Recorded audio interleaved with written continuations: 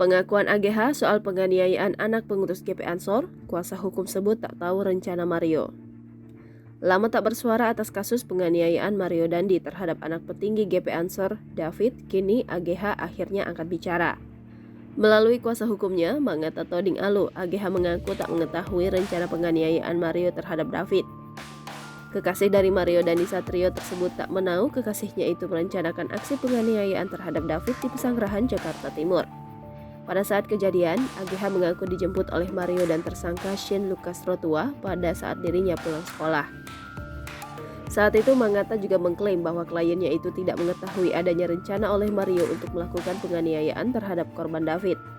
Sebab dijelaskannya saat itu AGH hanya ingin mengambil kartu pelajar yang kala itu berada di tangan korban David.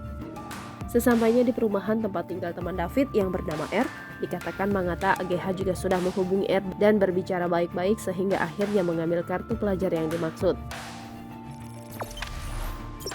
Jangan lupa subscribe, share, komen, dan like ya!